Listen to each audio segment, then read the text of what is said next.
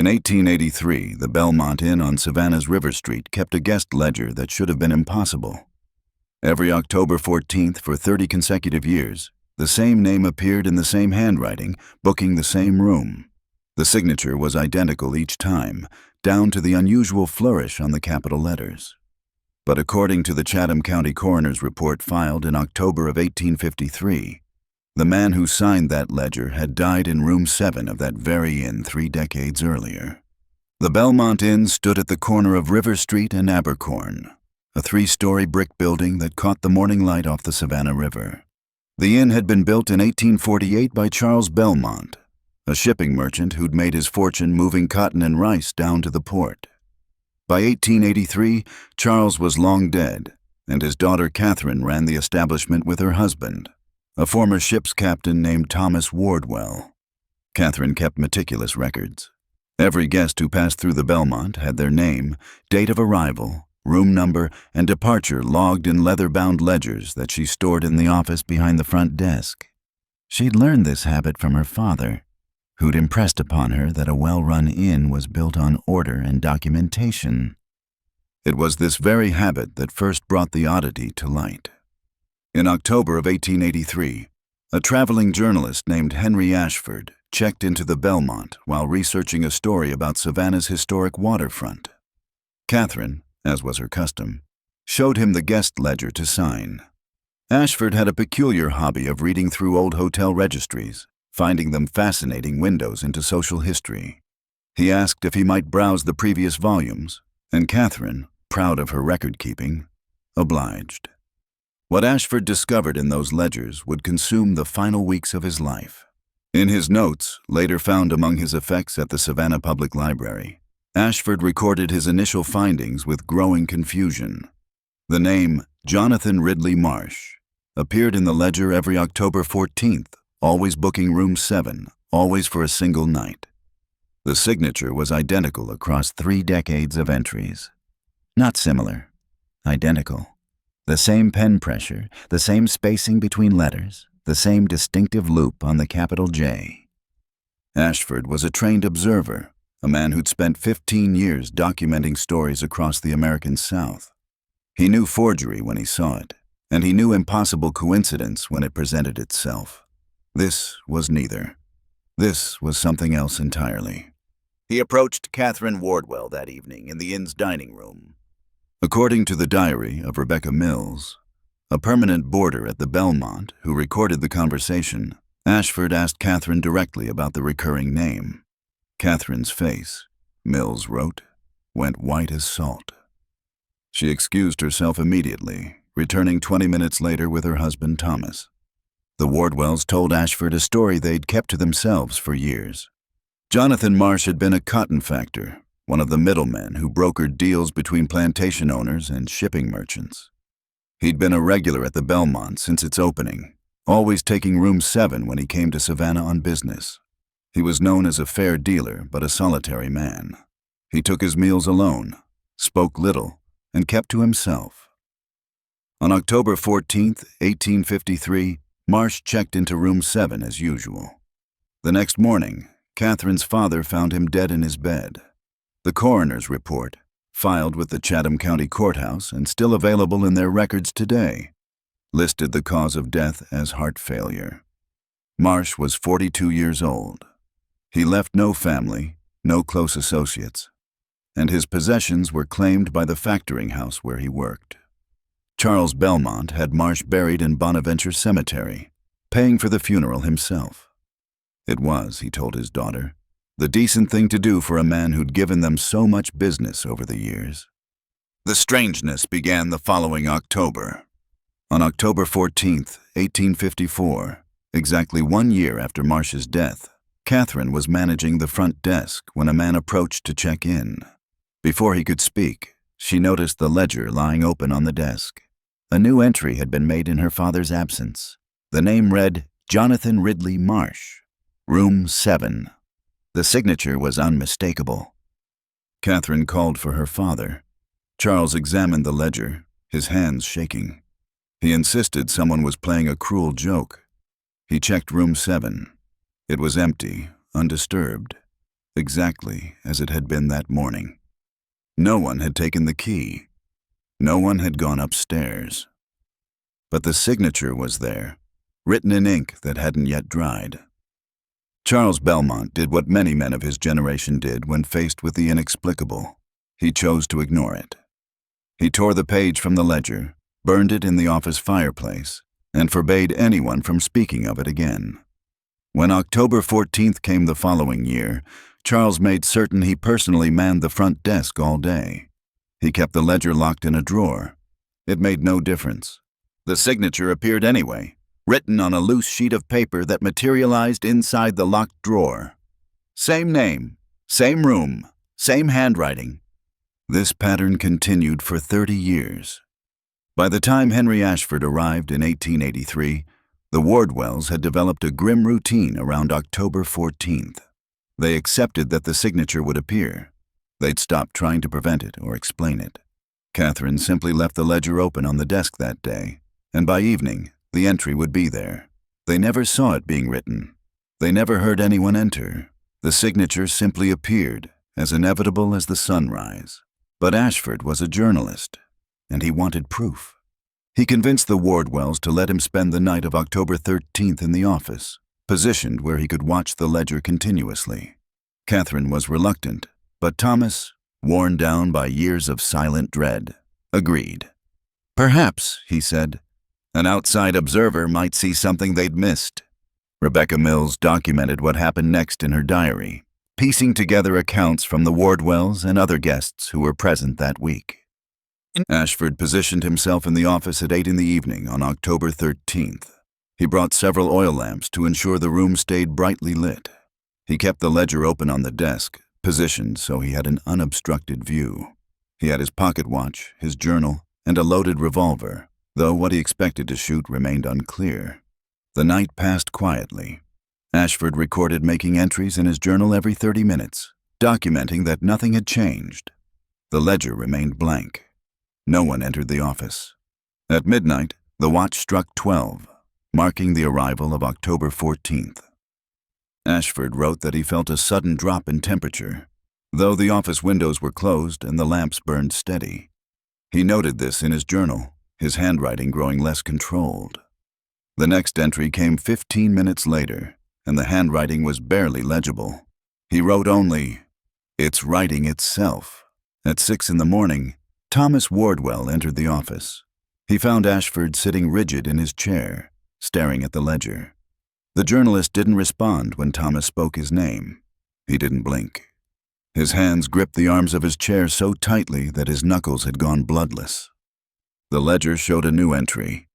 Jonathan Ridley Marsh, room 7. The signature perfect and precise. Ashford never spoke again. Thomas and Catherine called for Dr. Marcus Webb, who examined the journalist and found no physical injury. Ashford's eyes were open, his pulse was steady, but he was utterly unresponsive. Webb described it in his medical notes as a kind of waking coma, though he admitted he'd never seen anything like it. They moved Ashford to a room on the 3rd floor. For 3 days, he remained in that same rigid position, his eyes fixed on something no one else could see. Rebecca Mills wrote that she visited him once during this time. She said his eyes were the worst part. They moved. They tracked things that weren't there, following something invisible as it circled his bed. On the 3rd night, Ashford died. Dr. Webb listed the cause of death as unexplained neurological failure. Among Ashford's possessions, they found his journal. The entries from that night made little sense. Most were standard observations, times and temperatures, but his final entry, written in handwriting that degraded into frantic scrawls, read, "He's here, not in body, not in spirit. Something else, something that checks in but never leaves. The ink doesn't come from a pen. It comes from the room itself. Room 7 is writing the ledger. The room remembers." The Wardwells contacted Ashford's newspaper in Charleston. When his editor arrived to collect his effects, Thomas showed him the ledgers, explained what had happened. The editor, a practical man named Donald Pierce, examined the evidence and made a decision. He would not publish any story about the Bellmont Inn. He gave 2 reasons in a letter to his publisher, which survives in the Charleston Historical Society archives. First, he wrote, no one would believe it. Second, and more troubling, he believed it himself after seeing the ledgers, and he didn't want anyone else attempting what Ashford had tried. But the strangeness didn't end with Ashford's death. If anything, it escalated. Throughout November and December of 1883, guests in room 7 began reporting disturbances. The room was always cold, even when fires burned in the hearth. Objects moved when no one was watching. A woman named Eleanor Frost, staying in the room for 2 nights while visiting family, reported waking to find her possessions neatly arranged on the desk, though she'd left them scattered about. More disturbing, her hairbrush was positioned next to a man's straight razor that hadn't been there before. The razor was old, the handle made of ivory yellowed with age. Catherine Wardwell recognized it immediately. It had belonged to Jonathan Marsh. Her father had given her Marsh's effects to dispose of 30 years earlier, and she'd kept a few items, including that razor, in a locked trunk in her private quarters. The trunk, when checked, was still locked, but the razor was gone. Thomas Wardwell decided they needed to take action. He was a former sea captain, a man who'd weathered storms and mutinies, and he wasn't about to let his inn be destroyed by something he couldn't understand.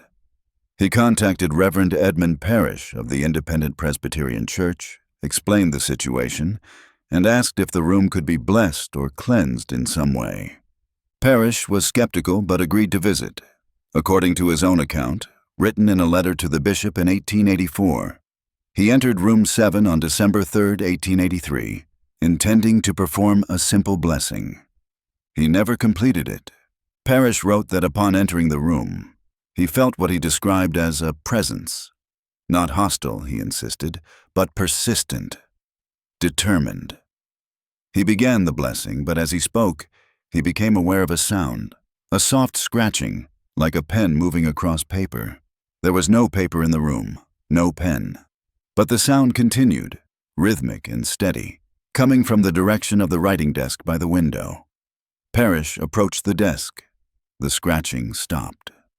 On the desk's surface, barely visible in the afternoon light, he saw words forming in the wood grain itself. Not carved, not burned.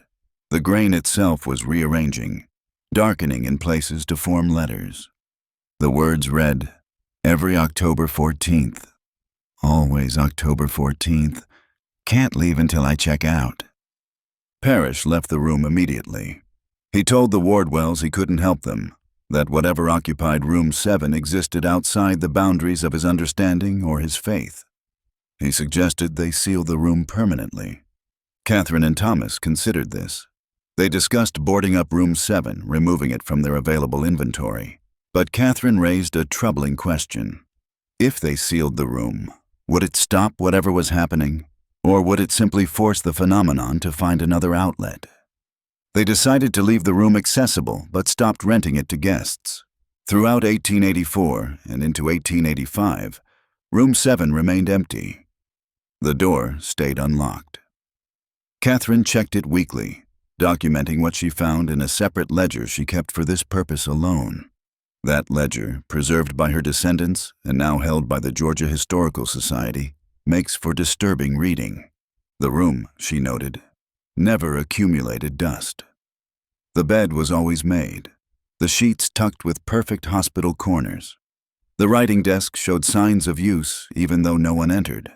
Papers appeared, covered in columns of figures, the kind of calculations a cotton factor would make. They were always dated October 14th, but the years varied, spanning from 1848 to 1853. Most disturbing were the personal items that manifested.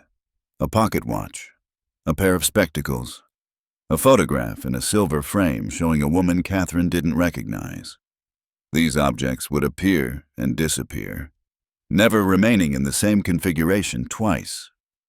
In her ledger entry from May 1885, Catherine wrote something that suggested she'd developed a theory about what was happening. She wrote, "The room isn't haunted by Jonathan Marsh. The room is Jonathan Marsh." Somehow, When he died here, he didn't leave, not as a ghost or spirit. He became part of the space itself. Every October 14th, he tries to check in again, but he's already here. He never checked out. He can't. The inn has kept him, and he's trying to complete a transaction that will never end. Whether this theory was correct remains unknown. What's documented is that October 14th, 1885, brought a new development. That morning, a man appeared at the Bellmont Inn's front desk. He was middle-aged, dressed in a dark suit that looked decades out of fashion. He asked for room 7 specifically. Catherine, watching from the office doorway, felt her chest tighten. The man's face was familiar. She'd seen it in the photograph that appeared and disappeared in room 7. But that wasn't what made her call for Thomas. When the man turned to sign the ledger, she saw his hands. They were translucent, not invisible, but thin, like looking through clouded glass. She could see the desk through his fingers. Thomas arrived and saw it too. He asked the man his name. The man looked up, and both Catherine and Thomas later swore his eyes were wrong. Not the color or shape, but the quality. They looked flat, like eyes painted on a portrait. He said, "Jonathan Ridley Marsh." "I have a reservation. I always have a reservation." Thomas, to his credit, didn't panic. He told the man that room 7 was unavailable. The man's expression didn't change. He simply repeated, "I always have a reservation." "Every October 14th. I check in every October 14th. Catherine stepped forward. Years of watching signatures appear, of finding objects manifested, of feeling the weight of something incomplete pressing on her home, gave her a desperate courage. She asked the question that had haunted her for years. "Mr. Marsh, when do you plan to check out?" The man looked at her. For just a moment, his translucent hand seemed to solidify. For just a moment, he looked entirely real and entirely present. He said, "I don't know. I've been trying to leave since 1853. Every year I check in, hoping this time will be different, hoping this time I'll be able to complete my business and leave. But I never do. The 14th ends, and I'm still here, and I don't remember anything until the next October 14th begins again." Thomas asked what business he needed to complete. The man's image flickered, like a reflection disturbed by wind across water. He said, "I can't remember. I only remember that I can't leave until I do. The inn keeps me. Room 7 keeps me. Every October 14th I check in. Every October 15th I'm still here, but I don't exist anywhere. I'm in the room, but I'm not. And then October 14th comes again, and I try once more." Catherine felt something shift in her understanding. This wasn't a haunting. This was a trap, a loop, a man caught in a single day, repeating forever, trying desperately to complete something he couldn't remember. She made a decision that would define the rest of her life. She told Jonathan Marsh she would help him. She would find out what business he'd left incomplete. She would discover what kept him bound to October 14th, and she would free him. The translucent man looked at her with his painted eyes and said, "Others have tried. You found what happened to the journalist." Catherine said she didn't care. She wouldn't watch this continue. The man flickered again, and then he was gone. Not fading, not walking away, simply absent, as if he'd never been there at all. But on the desk, the ledger showed a new entry. Jonathan Ridley Marsh, room 7. The signature was there, same as always. Catherine spent the next months researching Jonathan Marsh's life. She traveled to the courthouse, examined property records, tracked down associates of the factoring house where he'd worked. What she discovered was documented in letters she wrote to her sister in Macon, letters that survived in family papers. Marsh had been involved in a cotton deal that went wrong in October of 1853. He'd brokered an agreement between a plantation owner and a shipping merchant, but the cotton had been contaminated, worthless. The financial loss was substantial. The plantation owner blamed Marsh for not inspecting the cotton properly. The merchant blamed Marsh for misrepresenting the quality. Both men had demanded Marsh make restitution. Both had threatened legal action. The amounts involved would have bankrupted him. On October 14, 1853, Marsh checked into the Bellmont Inn. According to witness statements Catherine found in courthouse records, he'd spent that day attempting to negotiate a settlement. He'd met with lawyers, with the angry plantation owner, with the merchant. By evening, he'd made no progress. The demands remained impossible to meet. Catherine found one final document. A letter Marsh had written that day, never sent, found among his effects. In it, he wrote to a cousin in Virginia, explaining his situation. The final paragraph read, "I cannot resolve this. I cannot make both men whole. I cannot save my reputation or my livelihood. I will check into the Bellmont tonight and decide what must be done in the morning. If you receive this letter, know that I tried every option available to me." The letter suggested suicide, though the coroner had found no evidence of it. Marsh had died of heart failure, according to the official record. But Catherine wondered if the intention had been enough. If Marsh had checked into room 7 planning to end his life, planning to escape his impossible situation through death, and then his heart had simply given out before he could act. Had that intention, that desperate need to escape, somehow trapped him? Had he died trying to leave, and that incomplete action bound him to the place forever? Catherine didn't know. But when October 14th came again in 1886, she was waiting in room 7. She'd prepared for this. She'd brought the documents she'd found, proof that neither man involved in the cotton dispute had suffered permanent financial damage. Both had continued in business. Both had prospered. The debt that destroyed Marsh had meant nothing in the larger scope of things. She sat at the writing desk and waited. The translucent man appeared at dusk. He stood in the center of the room, looking exactly as he had the previous year. Catherine spoke to him, showed him the documents, explained that the crisis he couldn't resolve had resolved itself. The men he'd feared destroying had been fine. His death had been meaningless. His guilt had been unwarranted. The man looked at the papers with his flat, painted eyes. He said, "I can't read them. I can only remember checking in. I can only remember that I failed, and I couldn't leave until I fixed it. But I don't remember what I failed at." Catherine felt her hope crumble. She'd spent a year researching, preparing, believing she could give him the resolution he needed, but he couldn't even comprehend it. The loop had worn away everything except the compulsion to check in, the feeling of incompleteness, the inability to leave. She asked him what she could do. He said, "Tell me to check out. Every October 14th, tell me to check out. Someone must tell me it's time to leave. Someone must give me permission. Maybe 1 year I'll be able to hear it." So Catherine did. Every October 14th, for the rest of her life, she went to room 7. She told Jonathan Marsh to check out. She told him his business was complete. She told him he could leave. He never did.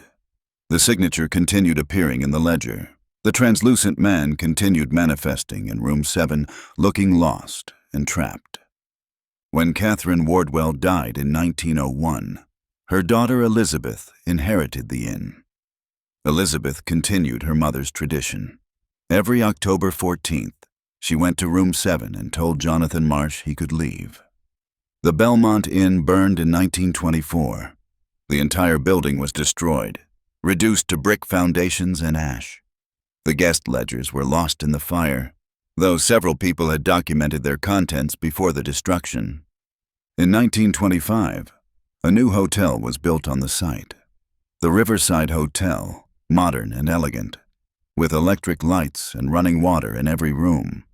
The room that occupied the space where room 7 had been was designated room 307. On October 14, 1925, the hotel's front desk clerk found a signature in the new guest registry. Jonathan Ridley Marsh, room 307. The handwriting was perfect and precise, identical to signatures documented from 70 years earlier. The Riverside Hotel closed in 1987. The building stood empty for 15 years before being converted to apartments in 2002. The apartment that occupies the space where rooms 7 and 307 once stood is now apartment 3B. In October of 2023, the current tenant posted on a Savannah history forum. She'd been researching the building's history after finding something strange. Every October 14th, she found a note slipped under her door. The note was always the same. It read, "Jonathan Ridley Marsh. Still checking in. Still can't leave." She included a photo of the latest note. The handwriting was familiar to anyone who'd researched the Bellmont Inn. The signature at the bottom was perfect and precise. 3 weeks after that forum post, the tenant moved out without explanation. The apartment has remained vacant since. The building management tried to rent it twice, but both prospective tenants withdrew their applications after spending time in the space.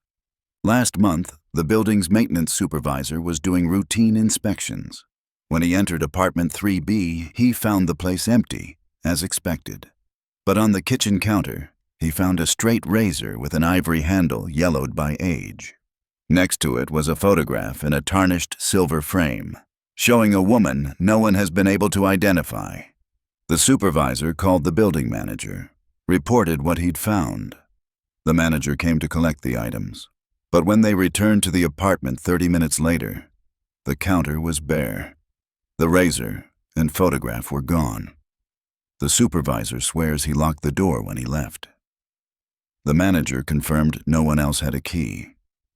Security footage showed no one entering or leaving the apartment. On the counter where the items had been, they found something else. Words, barely visible, formed in the patterns of dust and grime that accumulate even in empty spaces. The maintenance supervisor took a photo before cleaning it. The words read, "Every October 14th, always October 14th."